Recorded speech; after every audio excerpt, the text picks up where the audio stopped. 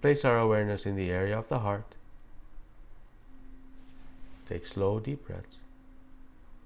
Visualize them flowing in and out of your heart.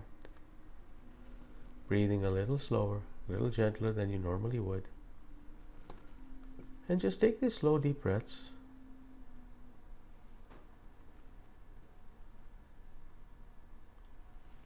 Beautiful.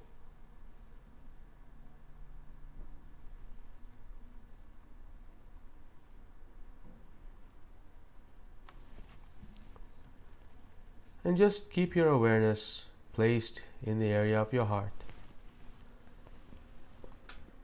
And just take these gentle, slow, deep breaths.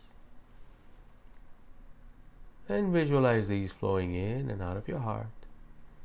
Breathing a little slower, a little gentler than you normally would. Wonderful.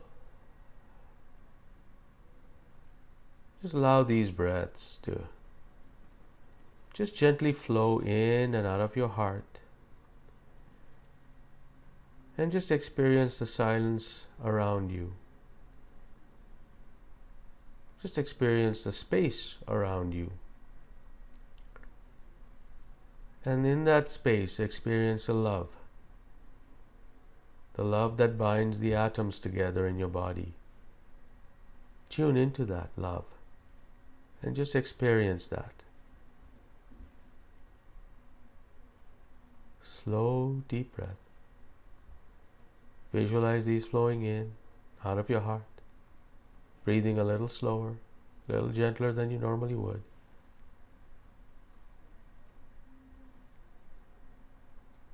And it doesn't matter what thoughts come through your mind.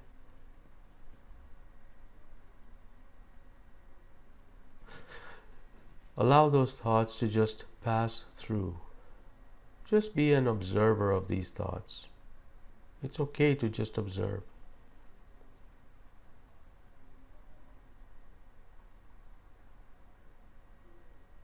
Wonderful. Slow, deep breaths. Visualize these flowing in and out of your heart. Breathing a little slower, a little gentler than you normally would.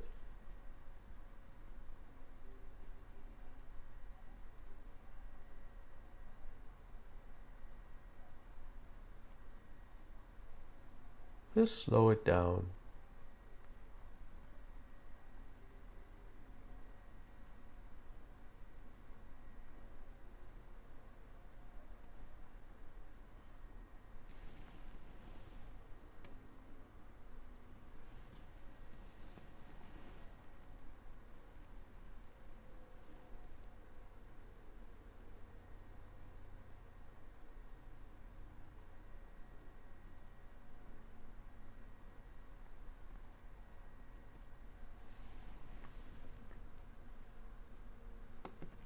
Notice if your shoulders are moving up and down. If they are, reset yourself and just stay still.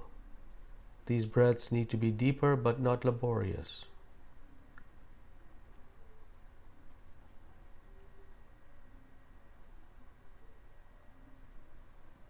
Slow, deep breaths.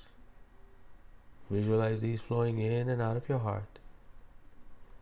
Breathing a little slower, a little gentler than you normally would.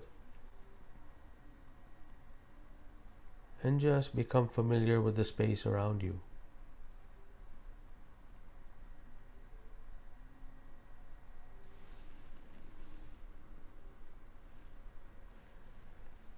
Slow, deep breaths.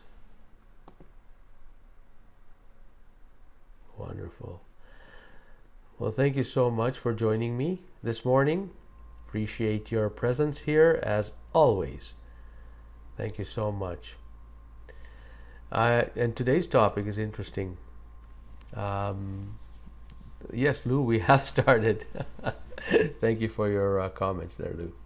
All right, so I picked today's topic because I asked my daughter the other day. I said, I don't know what I don't know what I want to talk to you about, but I want to talk to my group about. Can you suggest something? And that she said, well, maybe you can talk about how to parent kids.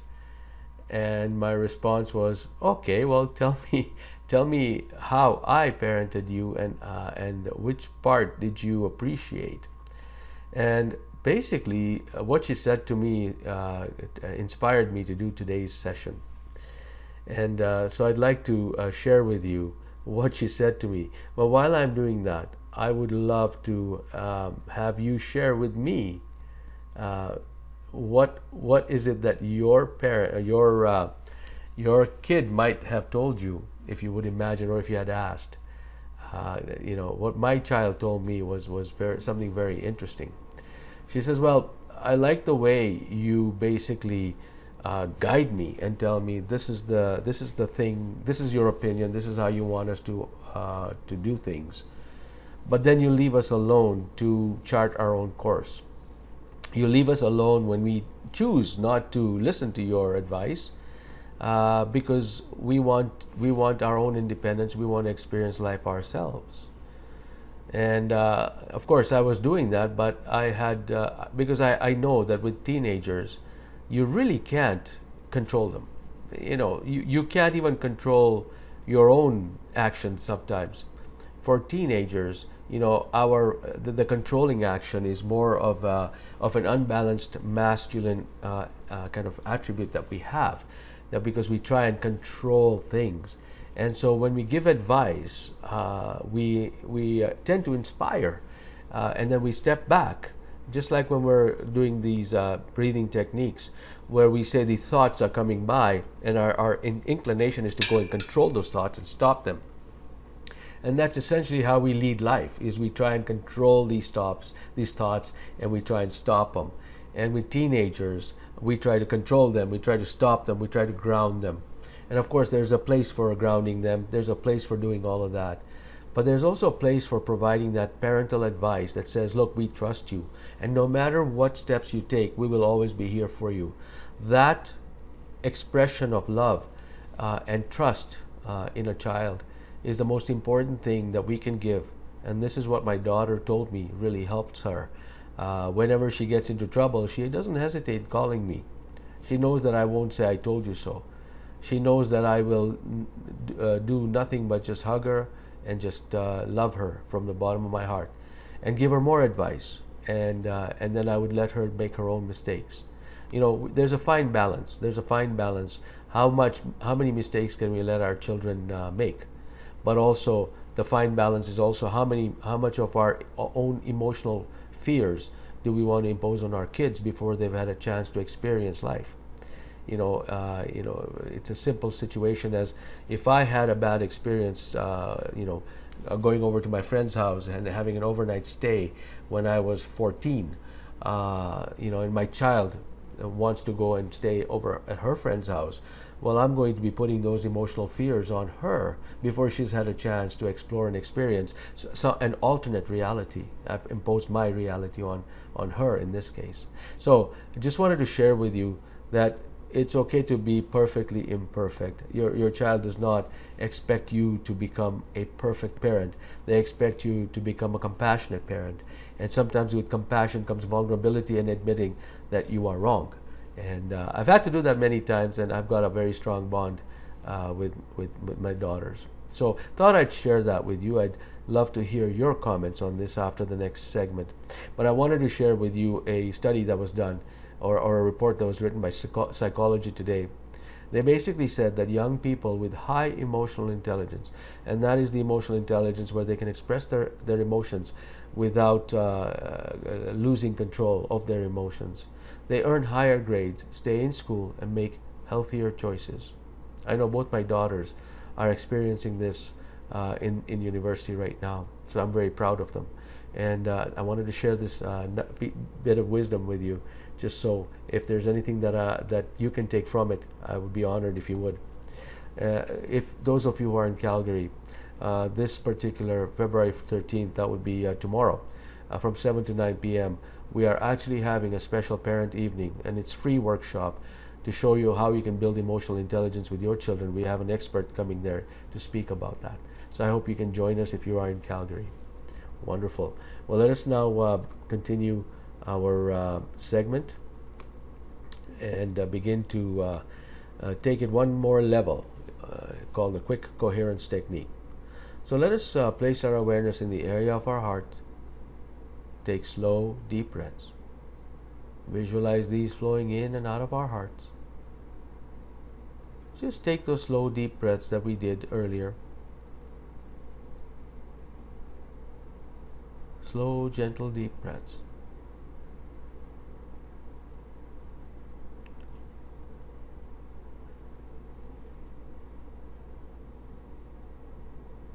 And now experience a regenerative emotion such as love, appreciation, peace, gratitude.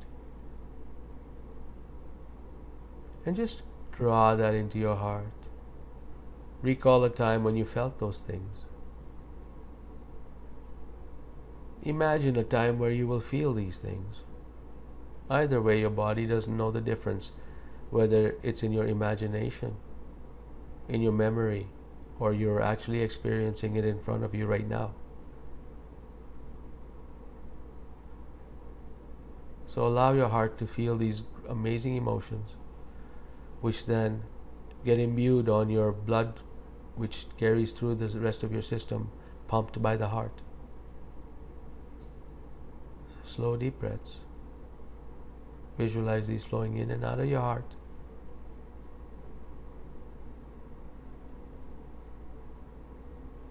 And just experience the joy, the love, the compassion. Experience ease. Experience peace and calm.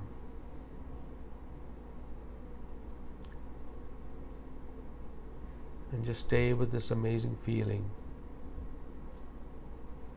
drawing into your heart, exhaling from your heart, breathing a little slower, a little gentler than you normally would.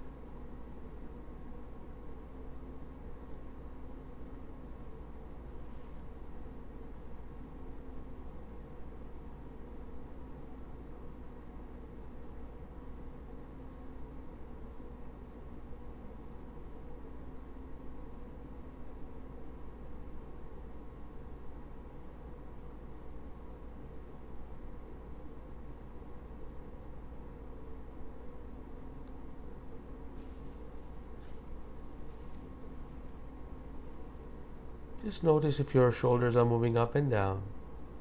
If they are, just reset your body. Put a gentle smile on your face. This is meant to be a gentle exercise of breathing in, breathing out, and experiencing regenerative emotions. And through this process, your immune system will be boosted by 6 hours.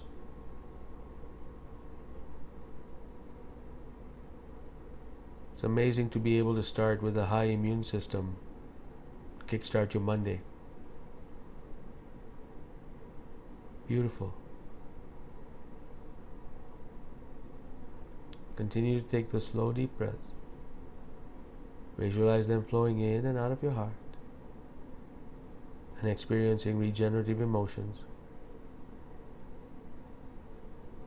Slow, deep breaths.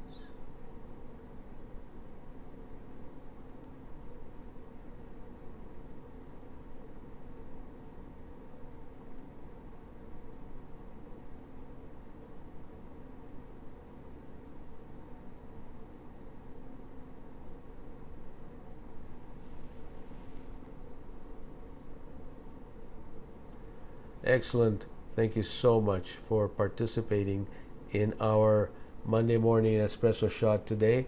I hope the conversation that we had earlier about parenting was useful for you to give to your parents and to deliver to your daughters, sons, teenagers, or your grandsons, granddaughters, or maybe to other relationships, because these things are the same thing we do with our own relationships, whether it's a romantic partnership or it is with friends. or family members. So just thought I'd share that with you. Thank you so much.